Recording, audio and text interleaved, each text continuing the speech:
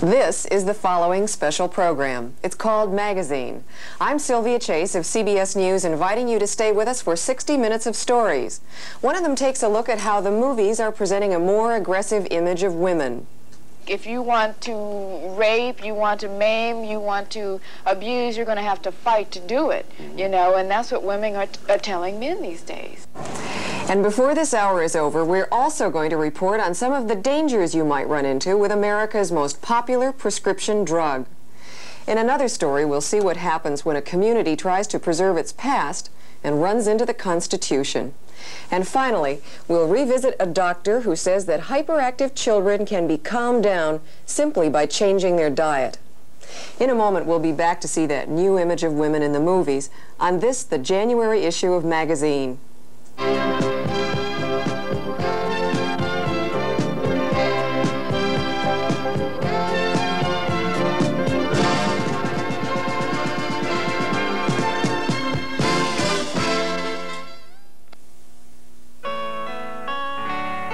A professional photographer knows if you want something done right, you go to an expert. So when a few gray hairs made me decide to color my brunette hair, I chose For Brunettes Only, the brunette hair color expert. The only hair color with 14 brunette shades, so you can make a perfect match. There's a special conditioner, too, for body and shine. A perfect match and great hair. That's what you get from the expert. For Brunettes Only. Like millions of women, I use Norforms. Norforms are feminine deodorants you can use every day to feel feminine fresh. And feeling feminine fresh every day is important to me, just as I'm sure it is to you. Norform's exclusive formula gives you effective, long-lasting deodorant protection. So feel feminine fresh every day with Norforms. Norforms, effective, long-lasting feminine deodorants. Herb, I bought an air conditioner. An air conditioner? Not that kind of air conditioner, this kind. Glade Solid Air Freshener. Conditions the air and gets rid of odors. How do you plug it in? You don't, Herb. It's an air freshener. Glade Solid. See, this ventilation system works continuously so the air smells fresh and clean. Fits in the window? It's not an air conditioner. It's an air conditioner. Oh, really? Glade Solid eliminates odors and conditions the air. My son, the karate expert, is kneeling on a sheet of solid acrylic. It's beautifully transparent. And it's tough. And this is Future. The acrylic floor finish. It's tough, too. Tougher than wax.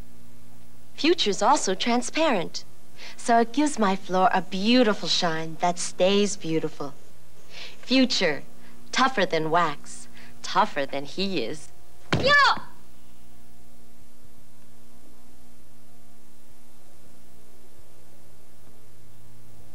For our first story today, we're going to the movies with a man who lives and breathes the star-bright air of Hollywood.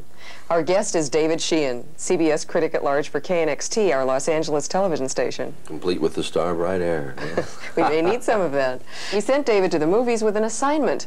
We told him to look at women, modern women, as portrayed on today's screen. And I did look, and I think it's certainly true that women have come a long, long way from the time Lillian Gish rocked a cradle for D.W. Griffith. But now, you know, the hand that rocked that cradle is throwing karate chops. It seems like the only way women have been able to get much equality with men in Hollywood is by playing violent and aggressive kinds of characters. Well, I wonder if that's movies reflecting life or the other way around. You know, there's people like Patty Hearst, Sarah Jane Moore, Squeaky Fromme. They get a lot of news these days. But you don't have to break the law to be an aggressive woman. Well, I think what's really being reflected in movies and on television are the commercial considerations of what's selling nowadays. And what's selling nowadays seems to be action and violence. But the women who are in movies and television definitely see themselves as being part of some kind of movement to at least put forth some stronger images of women on the screen. Angie Dickinson, for example, thinks her top-rated policewoman television series is setting a good example for women who want to make their lives more interesting. Angie's approach to all the strength and aggressiveness she portrays on screen is slightly reluctant, though. Unless you're Jacqueline Bisset and you're that beautiful. It seems that it has to be into a role that is very, very strong. Yes, I would say so. But they're interesting characters. And I guess interesting is aggressive, but not a bad aggressive. Because I do look at aggressiveness as two. There's good aggressive and bad aggressive. How do you feel about the idea that in order to really reach this high point in your career, the opportunity required you to get into the whole genre of the aggressive woman? Well, I approach it as it was a necessity. Although I didn't really want to do a series.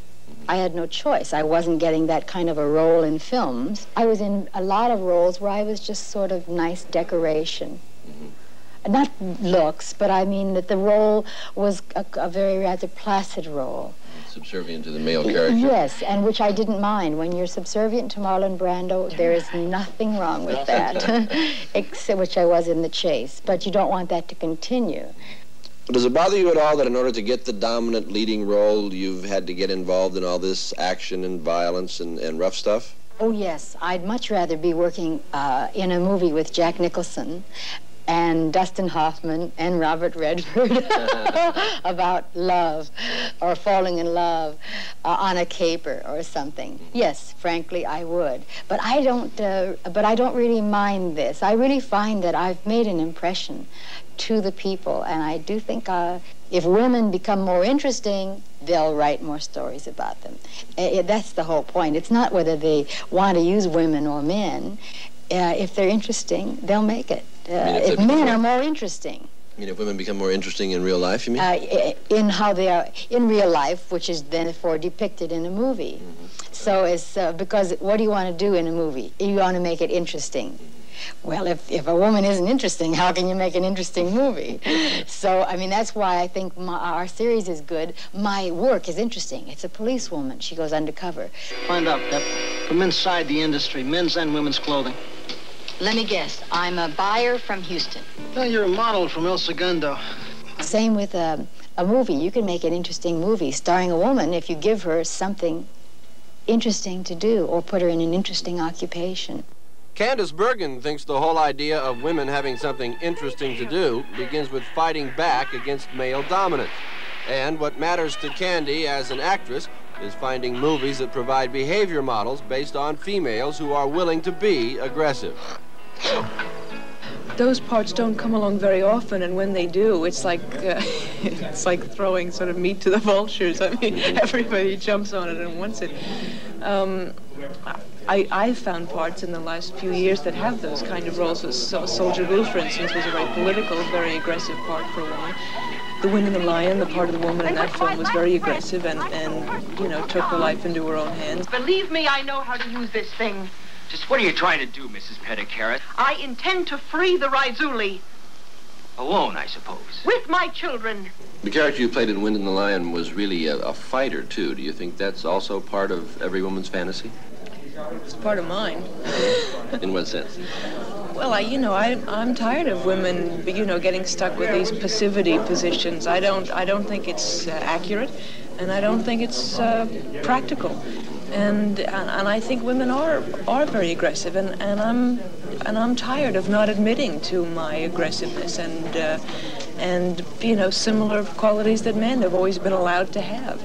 I like the feeling of taking my life in my hands. I like the feeling of the freedom that I have, and I like knowing that I believe in certain things and will fight for certain things. Even in Bite the Bullet, I played a woman who's very capable, who is quite aggressive and quite strong-willed. We've had more than 60 letters to the editor asking why is a woman in a race. Written by men? I think that breaks a certain role identification and role stereotyping that people have of women and of men.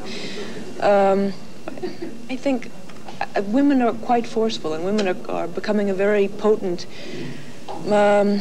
political entity in this country. And I think that even women who have not been involved on a feminist level will admit that their lives have been changed greatly by a change in philosophy, a change in awareness of women's positions, and men also have certainly been affected by it. I haven't been greatly involved in the feminist movement, but I believe in it, and I find my life and my consciousness very changed by it. So that I think there should, these parts of, the hapless prostitute or the ice queen gets kidnapped. It's enough already, Let's see women kidnap, the hapless male for a change. Right. Glenda Jackson has never gone that far, but she now refuses to play women who don't somehow relate to the fight for female equality. Glenda's newest is a screen version of Henrik Ibsen's Hedda Gabler, a feminist character created long before the days of feminism. Glenda Jackson herself is a feminist who says that even with her firm resolve, it's been a win-some, lose-some proposition. But the two-time Oscar winner has established a reputation as a militant advocate of a more aggressive image for modern-day women. I would like to think I was. I know more often than not I'm not, because it's incredibly difficult to break through that barrier of realization in men, I think, that actually most women don't think and feel the way the women that are portrayed on the screen are made to think and feel. And it's very, very difficult. But I do try. I do try. Any successes that... Not many. I mean, if you think over the roles that I've always played in films, they start out as being fairly advanced, liberated ladies, you know, and they all get punished horribly in the end. By the male screenwriter. Absolutely. Yeah, yeah. What would you like to do? What are you trying to do now in terms of the cause of women's liberation? Well, I think you just have to keep saying, it's not like that, it's not like that, it's not like that, and not expect people to either listen or believe you, but that doesn't remove our obligation to actually say it. I mean, I think we do have to do that. We've got to stop thinking, we've got to stop apologizing for being intelligent, and we've got to stop thinking the only way we'll ever get anything is by crying, and we've got to take the risk of being told that we're not actually female and all that. I mean, you just got to take it and try, I think. Pam Grier has been willing to risk being told she's not female. In fact, Pam has become rich and famous by beating up men in the kind of violent He-Man woman movies that some psychologists believe to be the inspiration for the more destructive forms of female aggression we're seeing today in real life. But Pam sees her karate-chopping, gun-slinging, rough-and-tough movie characters as examples of the idea that the time has come for women to start protecting themselves. People used to pick on me. I was a very puny, skinny little girl, you know, all kneecaps. And everyone picked on me, chased me home, so I was tired of that. I took karate lessons from a police sergeant in the neighborhood, and I was the only girl, and I did very, very well, and I was so flat and so bony that you could hit me and it wouldn't hurt. You know, so I continued. I said, oh, this is nothing, chop, chop, chop my way. But it was also a fantasy of mine that I wanted to see. And it was interesting and it was different. And I used that in the pictures, you know, all my athletic ability. And people say, well, wow, you know, they had never seen anything like it on film. So that's what made them like really go see my pictures over and over and over again, because I was the girl next door, you know, who was like, well, because of society's mores or whatever, you know, ladies are supposed to be very prim and proper. But nowadays, the 70s woman is very alive. She's very alert. And she's like telling the men, hey, we're not going to be intimidated by your physical, you know, whatever. Macho. Yes, like if you want to rape, you want to maim, you want to abuse, you're going to have to fight to do it, you know, and that's what women are telling men these days. Assuming that the characters in a movie are, to some extent, a behavior model, do you worry at all about the kind of model you're putting forth to the American women? It could be dangerous. It depends on the individual involved, the social area, the economic background of certain groups. It has an awakening to me, you know, as women, the Women's Lib movement, which I am involved with, to a point. You know, I still like the doors to be open for me, you know, and if he can't get around the car fast enough, I'm out, you know. But as far as being equal and just to not take the crap that men can like intimidate you with. I mean, you don't have to do it. You don't have to stand for it. I remember when I was little, young men would push me out of line in movie theaters, and I was too little and puny to punch back. And that's not being a lady. Being a lady got me nowhere. I was always shoved to the back, being a lady. And I was tired of being shoved in the back. I can be a lady and shoved back too. You just do it in a certain way. In the pictures, I was always protecting myself. I was never going out and just attacking men. I was always protecting myself. It was just self-preservation. That's all it was, and people were going, oh, that's not true. But I know any woman on the street, I know, Beverly Hills, Westwood, Watts, you attack women now and they're going to give you the fight of your life and maybe chase you home. Try to steal a purse now. You know, you're going to have to fight for it.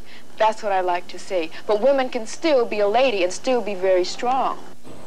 But how strong women can be in Hollywood remains to be seen. The 4 actresses we've just heard from are still in a minority. Most actresses would be committing career suicide if they continually refuse to play roles that are secondary to the male lead. Because, Sylvia, most female movie characters are still dependent on the male character, unfortunately. Well, I don't think I understand exactly why they'd be committing career suicide. Well, it's merely the fact that there just are not that many parts. They wouldn't be working very often.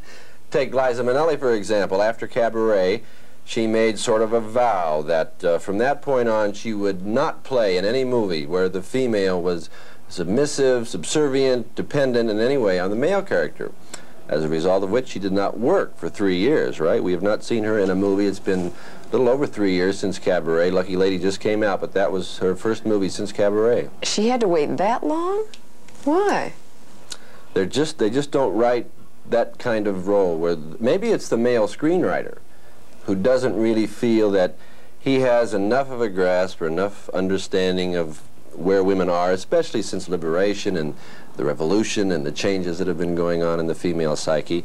Perhaps even more so today, because in the old days there was Barbara Stanwyck and Joan Crawford and Katharine Hepburn and Bette Davis and all of that, but now with what's been happening with women, I think the male screenwriter just isn't sure about women, so he can't really feel confident about writing a strong woman's role. Well, that brings us back to the point that Angie Dickinson made. Do you really believe that it's true, as she said, that women just aren't interesting, that they don't lead interesting lives? Well, I don't think that, but she does. She thinks women are rather dull for the most part. You know, she's talking in generalities, but I asked her, I said, you mean you really think women are per se boring or dull? And she said, yes.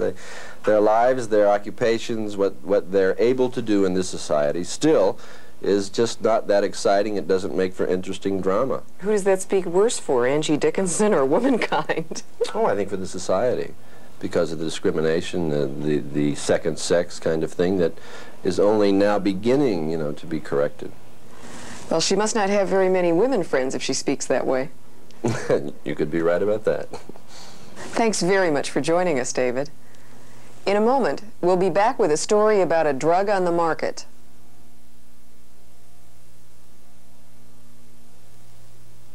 Look your best all year round with today's Tony. Get a twin conditioning treatment with Tony and have a wave as often as the seasons change. Winter, spring, summer, fall. Twin conditioning Tony conditions and reconditions your hair. With Tony, you get a natural feel, natural body. Salon perms can cost up to $25, but today's Tony is still about $2. Try twin conditioning Tony, the wave for any season. Of all the creatures on Earth, man is the most vulnerable. So in seeking relief from the miseries of the flu or common cold, man has always turned to woman. She gives him the cold kit, Alka-Seltzer plus cold tablets, because it alone has specially buffered aspirin for his feverish feeling, plus an antihistamine for his runny nose, plus a decongestant to help him breathe easier. 3 kinds of relief from Alka-Seltzer plus cold tablets, the cold kit. Now, Harold, mind the sitter. Oh, yuck. Peanut butter and mayonnaise. Winifred, get me a wet sponge. My mother wouldn't approve. Your mother doesn't have Harold. Mom says don't use water on wood. It leaves wood looking dull. Use your Favor. A polish to clean? Johnson Wax put a real cleaning solvent in Favor. Cleaner cleans while the polish polishes. Beautiful. Don't clean wood with plain water. Clean wood with Favor. Herb, I'm going to air condition the bathroom. While you're at it, why don't you air condition the closet? The closet? Great idea. You're off your bird. Herb, the air conditioner, Glade solid air freshener with the holes like we use in the kitchen. Perfect for a musty closet. Conditions the air so it always smells fresh. Next thing you know, you'll be putting one in the basement. The basement. The basement. No. Glade Solid, the air conditioner, eliminates odors. Recently, the National Council on Drug Abuse released a study showing that abuse and misuse of America's most popular prescription drug had reached epidemic proportions. The drug is Valium, a common tranquilizer that you may have in your medicine chest. It is a drug favored by abusers. We saw overdoses. We saw what appeared to be deaths from the combination of Valium and other drugs and or methadone and or heroin, so that we felt that somebody's attention ought to be brought to this because it was such a major problem in our clinical work, and that's why we tried to look into it more closely. When Dr. Jordan Scheer took a closer look at Valium, he discovered that in Chicago, the Cook County coroner reported 39 Valium-connected deaths in the first 9 months of 1975. 5 deaths were caused by Valium alone, and 34 deaths were caused by mixing Valium with other drugs, including alcohol. In the course of his study, Dr. Scheer discovered that the Federal Drug Enforcement Administration recently won a 9-year legal battle to control the distribution of the drug. Even so, Dr. Scheer told us that there's now a street market in Valium, with the pills being cheap and easy to get despite the new restrictions.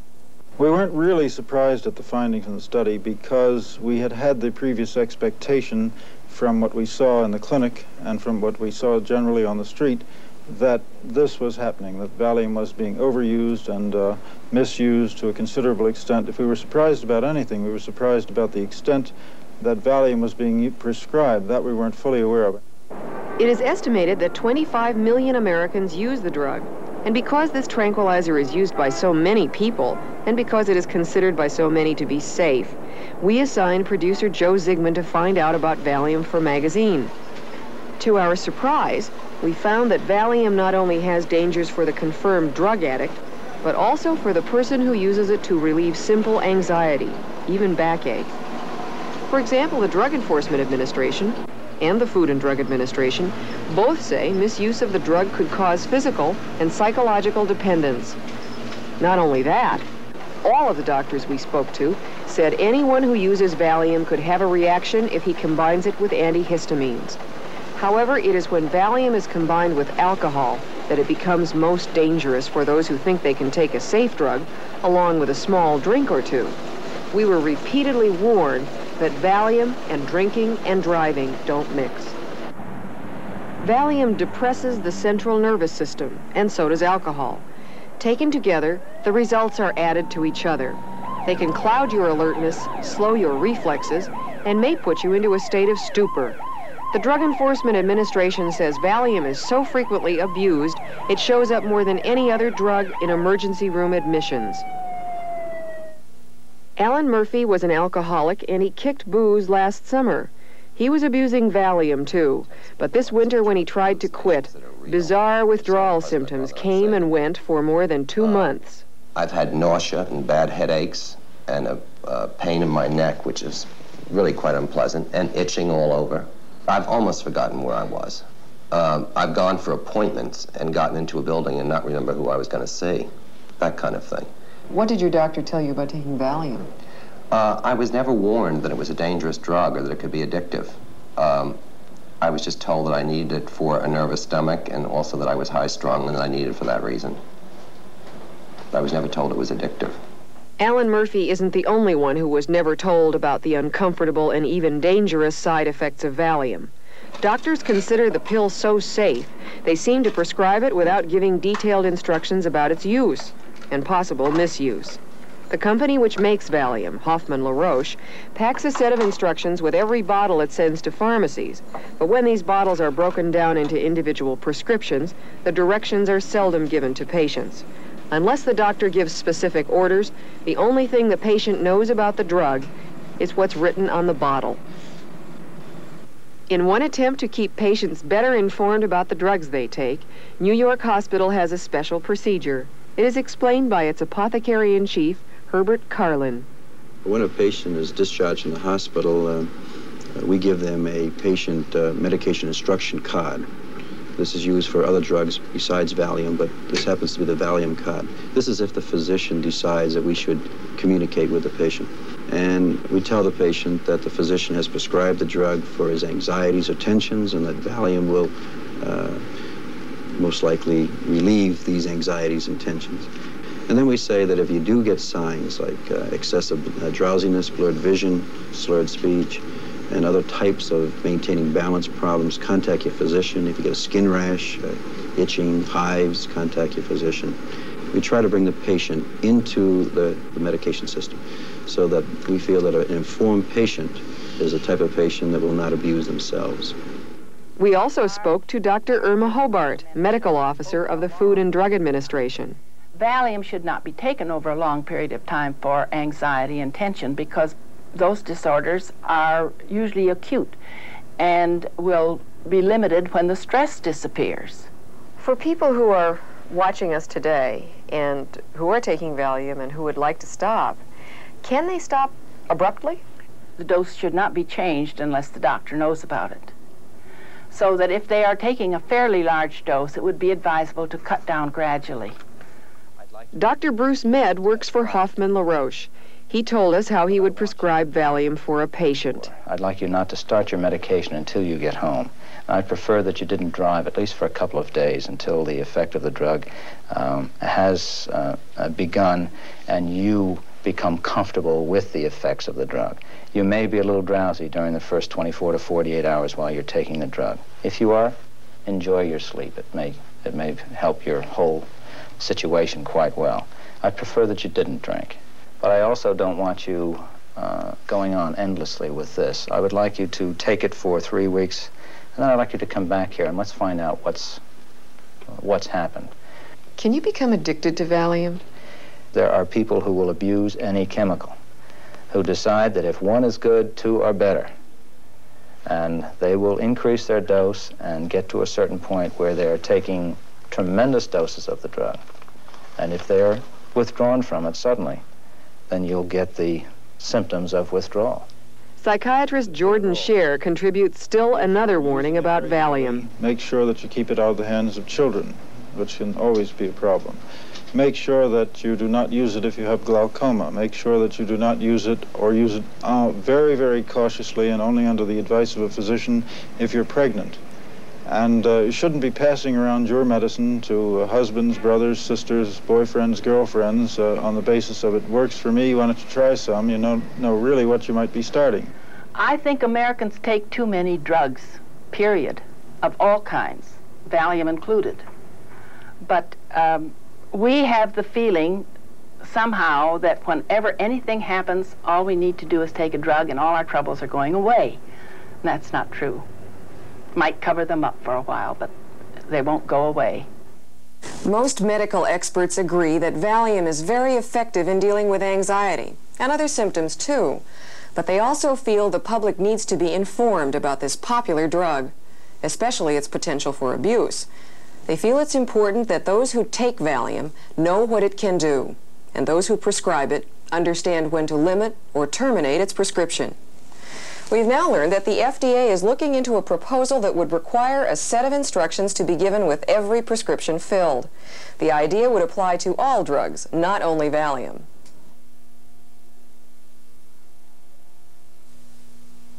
Uh-oh, raviolio. From the makers of SpaghettiOs. Franco-American. Raviolios. Round Raviolios. Franco-American. Raviolios. Uh-oh, raviolios. Round ravioli, beefy centers, tomatoey sauce. It's a hot, nourishing dish for your family that disappears before you can say, uh-oh, raviolios. Franco-American. Fruit juicy. Hey, how about a nice Hawaiian punch? Sure. You taste 7 kinds of fruit in Hawaiian punch. 7 kinds of fruit in Hawaiian punch. Hawaiian punch is made with 7 kinds of fruit for a one-of-a-kind fruit taste. Hawaiian Punch Fruit Punch with 10% real fruit juice for a real fruit juicy taste. Hawaiian punch is made with 7 kinds of fruit for a one-of-a-kind fruit taste. Hi. Shopping? Oh, don't ask. How you doing? Oh, it's not easy. We're home, Mom. Especially with kids. Well, you can't skimp when it comes to your children. I mean, their snacks have to be fresh and wholesome. So I get Hostess. Cupcakes, fruit pies, Twinkies. It's that moist cake and creamy filling. Oh, you're only a kid once, you know. fresh, wholesome Hostess. You can't skimp when it comes to your children. Ah, Holmes! You've discovered the body. No, Watson. Something really amazing. Oh, good. Observe. Carefree sugarless gum here, Trident here. Both cost the same, yet Carefree actually gives you 32% more gum by weight than Trident. You learned math in high school. Elementary school, my dear Watson. Elementary. Get more gum with Carefree. 32% more. Delicious. Carefree sugarless gum. Now Carefree comes in bubble gum, too. Carefree sugarless gum. Magazine will continue.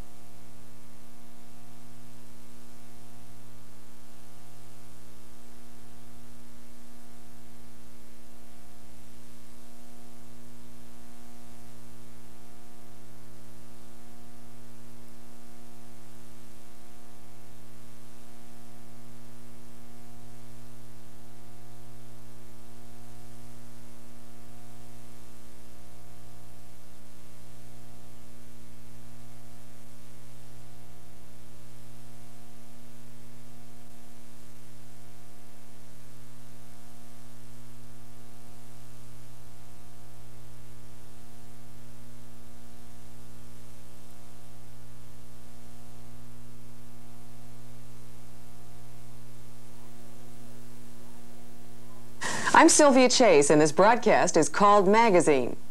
A group called the National Trust, they're the ones that Congress appointed to decide when an old building has historic or architectural value.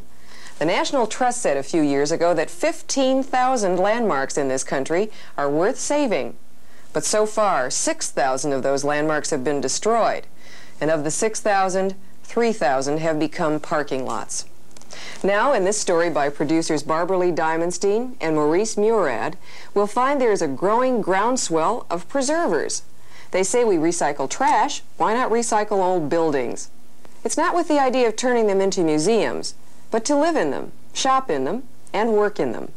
These people work to save the past. They even fight for it, often against some pretty powerful and determined opposition. Sometimes they succeed, and sometimes they don't. This is a sight repeated all over America all the time. In this case, the Louisville Board of Trade building is on its way down, so a new convention center can find its way up. Louisville, Kentucky is a dramatic example of what happens to a city when a preservation movement gets started. Like many other American cities, it's faced with the problem of trying to preserve its past while allowing growth for the future. Sometimes one gets in the way of another. More office buildings, shopping centers, and above all, more parking lots. That's what the people are getting, and they know it. But what they don't know is for how long they're going to be able to hang on to these fine examples of their 19th century past. Louisville grew and prospered because of the Ohio River. In its early years, the city counted on the river for its trade, its transportation, and its position as the queen of a growing region. It was the Saratoga Newport of the Midwest.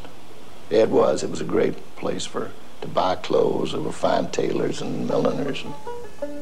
In the last half of the 19th century, people came from the plantations, the rich ones, well before the war between the states, to get away from yellow fever. Built big houses on Broadway. There was a time when Louisville's tobacco market was the biggest in the world. Every night, crowds filled the theater and the circus. There were expositions and horse races. It was a bustling, diverse city, and its buildings reflected that. By the 1970s, though, time and urban renewal had taken a heavy toll.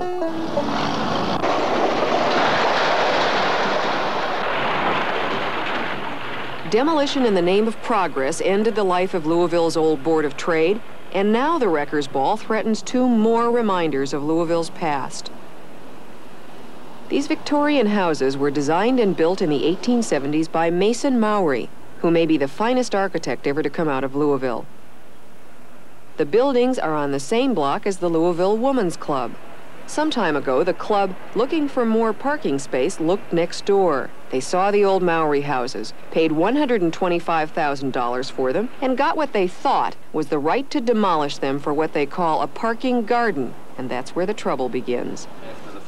The Louisville Landmarks Preservation Commission says the women can't tear them down, that they are in a historic district. Ordinarily, a woman's club would be considered a natural ally of preservation, full of the kinds of women who fight to save a city's heritage. The Women's Club has more than 1,000 members, many of whom are ardent preservationists, most of them deeply concerned about civic improvement. They finance the school for deaf children. The city has brought suit against the women and intends to buy the houses if necessary to save them. The result is a first-rate brawl, a court fight, the city of Louisville versus the Women's Club of Louisville, and nobody is happy about it. The Women's Club issue is one of the most important, I feel, in the Louisville community right now. It has become unbelievable for a person like myself, a preservationist, to understand. It is hard to comprehend. How can this organization be for demolishing 2 old, solid Victorian houses for a 40-car parking lot? I sense in both of you a pride in what the Women's Club has done for the community of Louisville. And I would imagine that there's an equal amount of chagrin that you are now under attack for spoiling downtown Louisville. I don't feel that we spoiled. No, well, I don't think that they feel we're spoiling it. They want to spoil it. I think that they have a different opinion. They would like to have these houses preserved. And we're trying to find some parking because our members, but many of them won't come to the club because of lack of parking. The lawyer for the Women's Club is Scott Miller. He's a former state legislator whose mother was a former president of the Women's Club. You've got a situation where somebody is telling somebody else what to do with their property, and this runs counter to a lot of people's thinking. For example, not long ago, we had someone here that painted their door a particular shade of red, and the Landmarks Commission was after them about it. And this kind of thing doesn't set well with some people. It's kind of peculiar in the world today that if the zoning's right, you can have a massage parlor down the street, but you can't paint the front door the color you want to. And I think maybe things are a little bit out of kilter there. Somewhere along the line, people who own property should have some right. The Constitution used to give it to you. Not every fine building in this city is endangered. Many remain intact. Some landmarks are quite modest. Together, they form the city's identity, its fingerprint.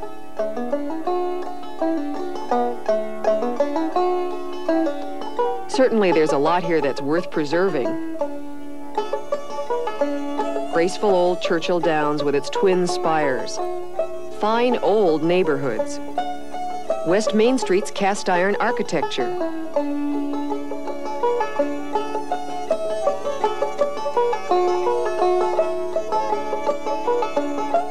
Some people see West Main Street as just a collection of old buildings, but others see it as a part of Louisville's treasure. Charlie Farnsley used to be the mayor of Louisville, and he's credited with being one of the fathers of the city's preservation movement. When he was a boy of 7, his father told him, "Louisville's going. You'll see it destroyed in your lifetime." Ever since, Mr. Farnsley's been trying to keep that prediction from coming true. When I got through being mayor, it was almost intact. Late 19th century city. Now, if they wanted another city, build it somewhere else. If they don't like that, but don't tear this down. Just as if you were saving Rembrandts, I told one nice man when he was talking about tearing down Main Street, I said, we ought to save those buildings. He said, oh, no, we got to have a new building. Well, I said, it's as if we had the last collection of Rembrandts in the world, and you were taking them out in the street and burning them. But everybody doesn't see old buildings as Rembrandts. The man who built Galt House, this 24-story hotel on the Ohio River, sees them more as eyesores. Builder Al Schneider is a controversial figure in Louisville. He had a great deal to do with rejuvenating the waterfront, but he doesn't care much about what happens to old buildings. Well, as a builder, I think these people are living in the past and living in a fool's paradise. is something that can be done. And these buildings should be torn down and replaced by new buildings. If they're right, then we're wrong here. What about West Main Street? Well, I think those old buildings are like an old woman. Her hair is silver. She's in her 70s. She has a nice dress on, or a nice coat suit. She's beautiful. And all of a sudden, if she gets the idea that she wants to be young again, she puts on a mini skirts and buys some falsies, puts a hairpiece on, and she's nothing but an old woman. And these buildings will be nothing but old junk buildings, no matter what they do to them. The question is, just what can you do with these old buildings? How can you make them more useful? To find out, we talked to Sam Thomas, the archivist of Jefferson County. Preservation is getting into much more adaptive reuse of old buildings. Before, you had to create a museum to save a building. Now people are thinking in terms of getting into buildings, reusing them, using them for a different purpose than what they were built for. Actors Theater on Main Street is a perfect example. It's one of the few buildings left on Main Street that shows the scale, what was there in the 1830s when this city first came alive. And if that goes, or if it had gone, we would have no indication of what this city used to look like. 140 years ago, the theater's lobby was the first bank of Louisville. It is now a successful regional theater with 16,000 members. These structures are basically sound, and studies have shown that it is usually far cheaper to renovate existing buildings than to create new ones. All over the country, by choice and necessity, reuse seems to be the next big wave in architecture. And that's what's happening all over West Main Street, too. Until 8 months ago, this building was abandoned, falling apart. The Junior League has restored it. It has a new life, new usefulness. The preservationists and the politicians got together to save the old Carter Dry Goods building. They decided to make it the new home of the Museum of Natural History, rather than to move the museum to some shiny new building in the suburbs. To fight such battles, to prevent this once lovely river city from becoming just another curtain of glass and steel, is the goal of the Louisville Preservation Alliance. There are some other its only power is to persuade. It acts as a kind of preservation lobby. I'd like to give May Salyers an opportunity to tell us. Around this table is a diverse group of men and women, from everyday working people to the power elite of Louisville. And ask them to support us. We tell them that we're... Kathy Sloan is committed to the cause of preservation. So is her husband, the mayor of Louisville, Harvey Sloan.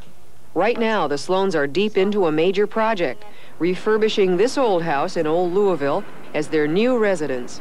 The Sloans are putting something like $40,000 into the remodeling job, which is what you might call putting your politics to practice. Do we try to save old buildings because age confers special value on them? Or because they're pages from our past? Or maybe because they're gestures to history tucked away on back roads? What is a landmark anyway? And who decides? And what happens to your house or to your store if it is designated a landmark? It sounds like a good thing to have happen to you, but not everybody thinks so. In Louisville, all of these questions come together over the issue of these two houses. When the Louisville Landmarks Commission decided the women's club houses had architectural value and were in a designated historic district, it left the women no other choice. If they wanted their parking lot, they'd have to fight City Hall. Opposing the Women's Club on behalf of Louisville is City Attorney Carson Porter. It's his job to prevent the women from tearing down the two houses. The City of Louisville, as an arm of our state government, is given the constitutional authority to exercise what we call eminent domain, which basically means that this municipality has the power to take an individual's property for a public purpose, so long as we pay what the court considers to be just compensation or the fair market value for the property taken. Well, I think first it was taking private property for private use rather than public use. Then I think you come to the real classic thing of, can the city save every old house in town? In other words, suppose someone down the street decides, I want to tear my house down. And the city says, no, you can't. And then the city's in the business of buying up every house. You can't make a fight over everything, and there are valid justifications in certain times not to go the limit, but our emphasis is toward preservation and whatever way we can reasonably do it. I think historic preservation is fine, and most everyone supports historic preservation. This is not historic preservation. What is it? It is preservation of a couple of old, deteriorating buildings. I'm just sorry the Women's Club, they ought to lead the fight to save those things instead of leading the fight to destroy it. There's plenty of parking behind them, plenty of parking around. I want to see a parking lot, and I want to see the Women's Club stay downtown. And there you have it. If the women don't get their parking lot, they just might pull out of the property, sell the whole block, and move out to suburbia. Would that be a better solution than just letting those two buildings be demolished? Would Louisville's downtown benefit more from keeping the Women's Club or from keeping a valuable part of its heritage? And so the controversy around these buildings continues. On January 17th, a circuit judge ruled that Louisville's preservation law is unconstitutional. The ruling threatens preservation efforts across the United States. The city of Louisville is appealing the decision. If the ruling stands, the Maori houses won't. We'll be right back to revisit the doctor who says he can control hyperactivity in children by changing their diet. There's a new idea spreading over America. New Bluebonnet Spread, an improvement over butter and margarine. New Bluebonnet Spread is made different to be better. It's the spread America wants now, with a new kind of creamy, light taste. You'll use Bluebonnet Spread like the best margarine or butter, but new spread has 25% less fat and calories and comes in economical 2-pound bowls. New Bluebonnet Spread. It's what America wants now. Viva challenges Bounty. We've asked 2 Bounty users to do the Viva test. Are your towels absorbing? Yes. Okay, now scrub with the abrasive cleanser. All right, now scrub hard. Come on, really scrub them hard. Okay, now pick them up by the corners. Oh, gosh. Oh, gee. I still can't believe this really was Bounty.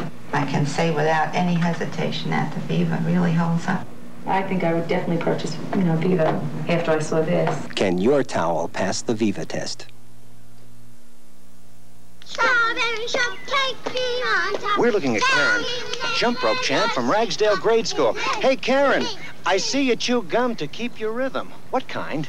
Trident sugarless gum. Why Trident? 2 reasons. I'll bet 1 is 4 out of 5 dentists surveyed recommend sugarless gum for their patients who chew gum. Uh-huh. What else? It's the only gum my mom lets me chew. Trident for families like Karen's who care about their teeth. A professional photographer knows if you want something done right, you go to an expert. So when a few gray hairs made me decide to color my brunette hair, I chose For Brunettes Only, the brunette hair color expert. The only hair color with 14 brunette shades, so you can make a perfect match. There's a special conditioner, too, for body and shine. A perfect match and great hair. That's what you get from the expert. For Brunettes Only. On our last issue of Magazine, we told the story of the man who wrote this book. He's Dr. Ben Feingold, who says he can cure hyperactivity in children by giving them a diet free of artificial flavors, colors, and other additives. Dr. Feingold's theory still remains untested by the scientific community, and it only represents what Dr. Feingold says he has observed himself among patients. Nevertheless, after our broadcast, we received phone calls and letters from desperate parents of hyperactives. They wanted to know more about the Feingold treatment. We sent our cameras with producer Vern Diamond to some of the people who had contacted us, and we put their questions on videotape. We played the tapes for both Dr. Feingold and the Food and Drug Administration. We were looking for more answers about this controversial treatment. My name is Barbara Carenti, and I live in Staten Island, New York. I now have a 5-year-old son named Mark who goes to school. He has been hyperactive since he was a little baby. He never slept, he doesn't eat properly, and he is a very over-anxious child. Dr. Feingold, I would like to ask you, how can one be sure that his or her child is not merely over-anxious, but definitely hyperactive? What are the definite signs? Mrs. Carenti, one can't be absolutely sure that a child is hyperactive or not hyperactive, but you say your child is anxious, he doesn't eat well, he doesn't sleep well. These characteristics also fit into the pattern. So I would suggest you try him on the diet. You have no risk, there's no harm. Dr. Feingold, if I put my son on this diet tomorrow, how soon would I see results, and what kind of results would I see? Mrs. Carenti, since your boy is 5 years of age, you may see a response as early as 3 to 5 days, and sometimes it may take 10 days to 2 weeks. But the response you'll see will be he may lose his anxiety, he'll sleep better, he'll eat better. But it's important to remember, if you put him on a diet, that he's not getting any drugs, any medication, because if he has medication, the diet may not work. I would like to know if the Federal Drug Administration has looked into Dr. Feingold's diet, and if they have done any testing on it to see if it's as good as I think it is. Mrs. Carenti, the Federal Food and Drug Administration has spent the last several months evaluating all of the data that's available on hyperkinesis. As a result of these deliberations, recommendations have been made to the Assistant Secretary for Health for the kind of research that we think is needed to assess the full value of the use of the KP diet in reducing the symptoms of hyperkinesis. Dr. Feingold, my name is Mrs. Betty Barnett. I live in Scarsdale, New York, and I have a 10-year-old daughter. Jill is a borderline hyperactive. Is there any risk involved in your choice of foods? Ms. Barnett, there's no risk whatsoever, because a child may have anything she desires, just so it has no colors and flavors. You have a well-balanced diet, and there's nothing to risk. It's not like drugs. You're giving her nothing. You're taking away harmful products. Would it be much more expensive to shop for foods without the artificial coloring and the artificial flavors? Ms. Barnett, you've again come up with a very important question, and the answer is no, the cost is less. If it is true that the artificial flavorings and colorings are detrimental to us, is it possible that the food industry could develop natural flavors and natural colorings to use in food instead of the artificial ones that they make in the laboratory? Whether or not the food colors and flavors are really detrimental to the health of an individual is something that we're very much concerned with. And this, of course, is the basis of our interest in Dr. Feingold's diet, in which he has food which he says is free of the artificial food colors and flavors. The research that we are reviewing and propose to do is designed to answer the kind of questions that you're really posing. That is, whether or not the artificial food flavors and colors are in fact involved in the symptoms which we see in hyperkinetic children. My name is Nasreen Kabir, and I live in New York City. Dr. Feingold, I have a boy who is 8 years old. He is hyperactive. He has had convulsions since he was 4 years old. I was wondering whether I should consult my doctor before starting this diet instead of just doing it on my own. Ms. Kabir, I think since your son has seizures, I think it's wise to consult your doctor. However, there's no harm and no risk in putting him on the diet, because there's nothing in the diet that will hurt him at all. In Bangladesh, we use a lot of spices in our cooking, and our son is used to having very spicy food, and I was wondering whether that could be a cause of his hyperactivity. Mr. Kabir, I have no experience with the spices that you're referring to, but it's conceivable that any compound can cause trouble. And I wouldn't be surprised if spices could be a factor, because many spices have a natural salicylate quite similar to aspirin. I would suggest you try eliminating them for a period of about 2 or 3 weeks and see what effects you have. That's the only way one could tell. If it is true that these artificial colors and flavorings affect children and make them hyperactive, wouldn't it be also true that pregnant women would have to stay away from them?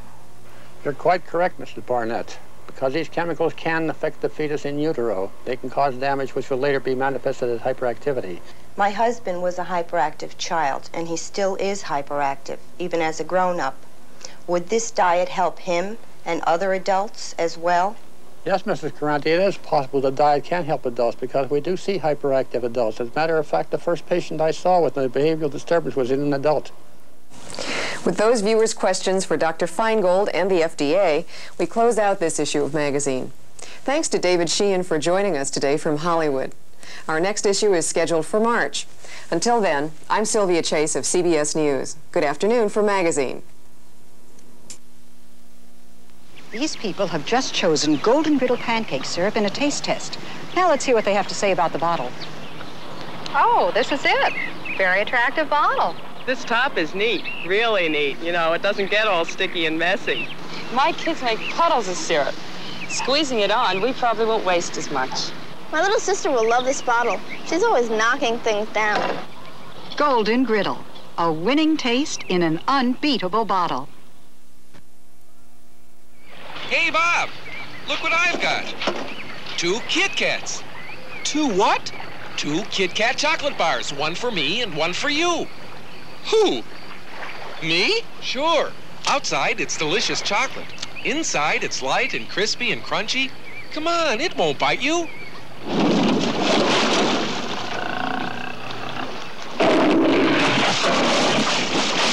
Chocolatey, crispy Kit Kat.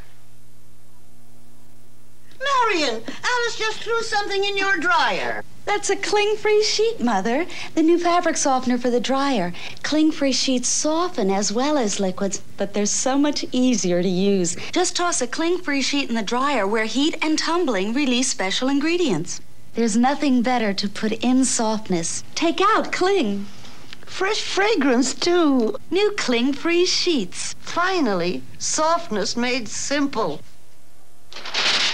How do you get shirts so clean, Mr. Lee? Ancient Chinese secret. My husband, some hotshot. Here's his ancient Chinese secret, Calgon. Calgon's 2 water softeners soften wash water so detergents clean better. In hardest water, Calgon helps detergents get laundry up to 30% cleaner. We need more Calgon. Ancient Chinese secret, huh? Calgon helps detergents get laundry up to 30% cleaner.